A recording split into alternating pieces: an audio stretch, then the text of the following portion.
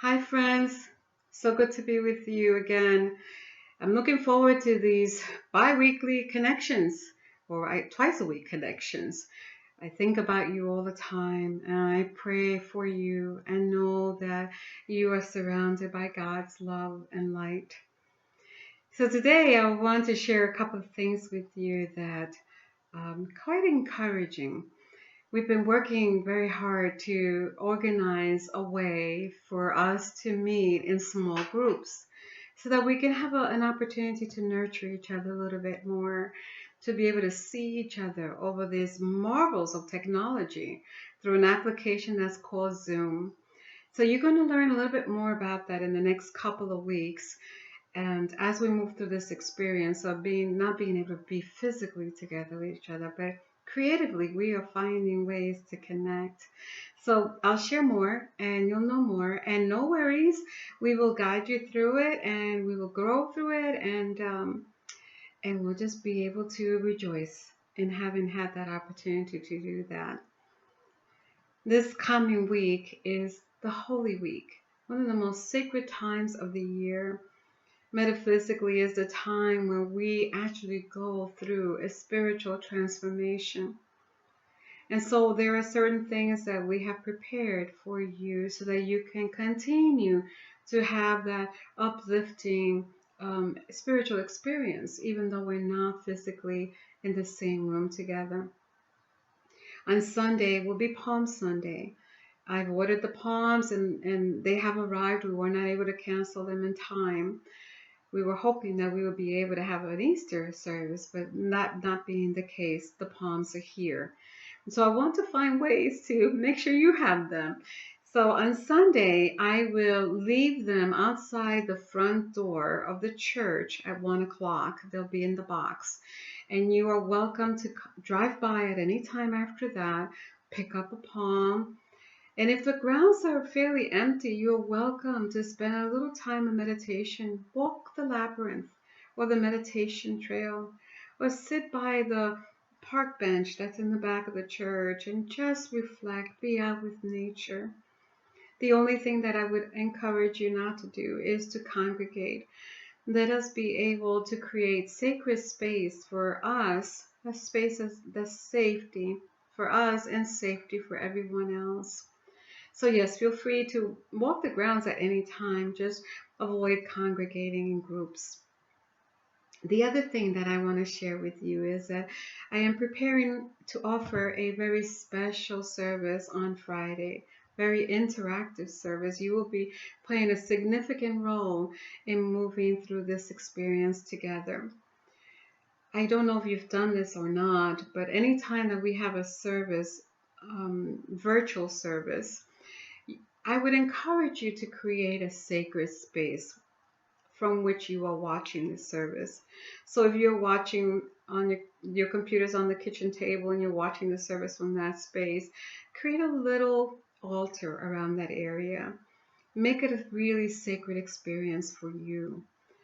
An altar is anything that you can create an altar with just about anything because the altar is meaningful to you. What would that be like? Perhaps your altar may have a candle or some fresh flowers. Perhaps it will have some stones or crystals.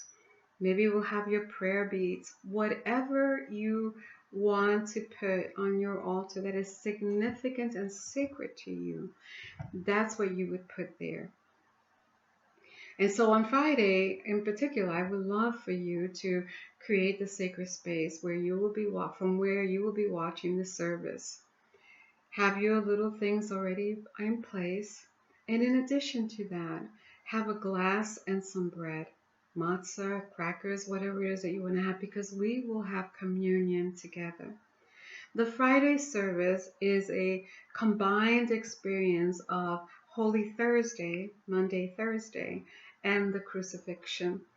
So we will have communion as part of the Last Supper experience. And what does that mean metaphysically for us? And then we will speak about the crucifixion experience and what that means to us.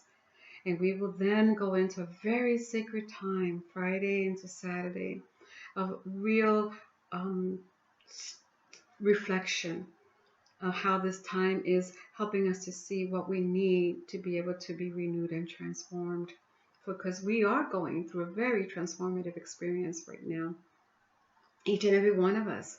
And we've been afforded time, time that we perhaps would not have taken before to really, really, really search me, O Lord, and know my ways. Search me so that I may be the greater light that I have been called to be in a world that needs this light more desperately than ever before.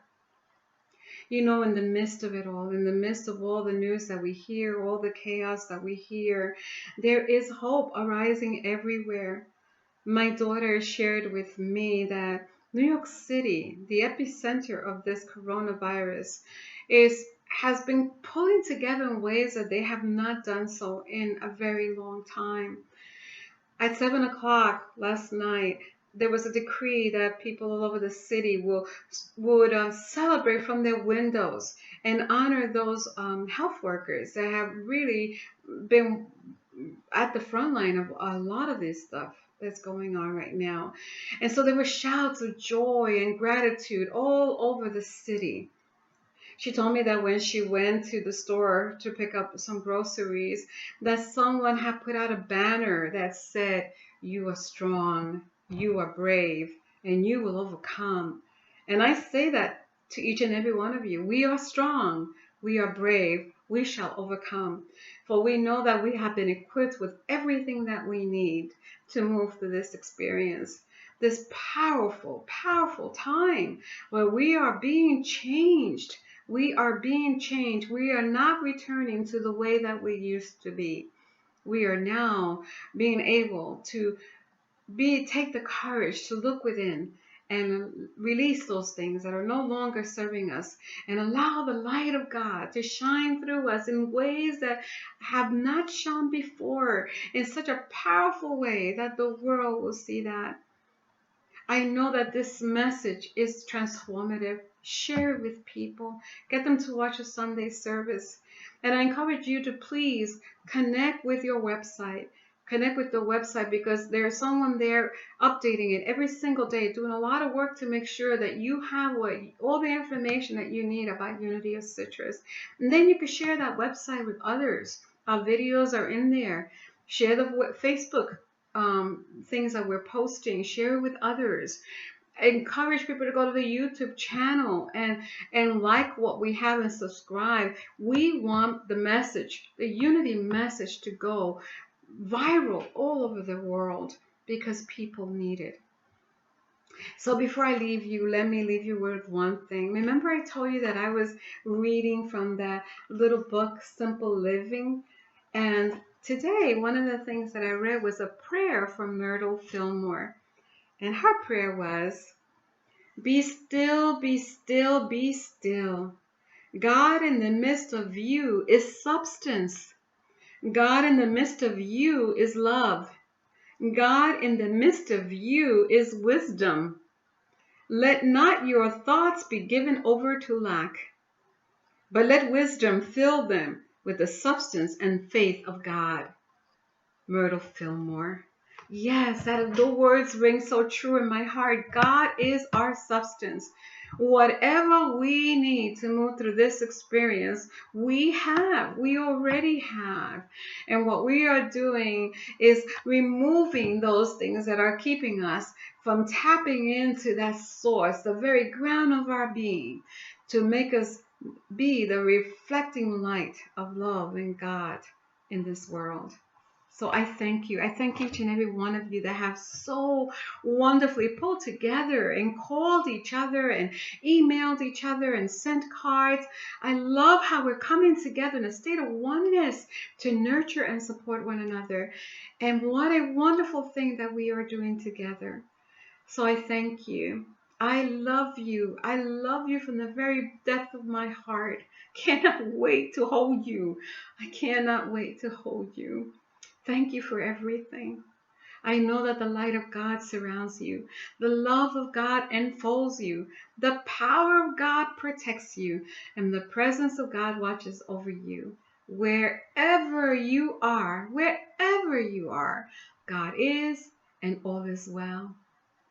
Namaste, my beautiful Unity family.